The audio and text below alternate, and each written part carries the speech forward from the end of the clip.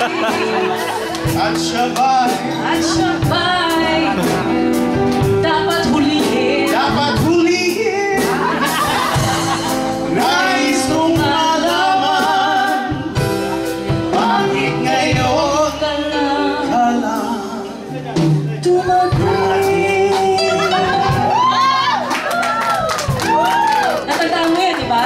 Okay, hindi ka na dapat na tutulungan sa second time around, right? Tumingin ka naman sa akin ng konti, ha?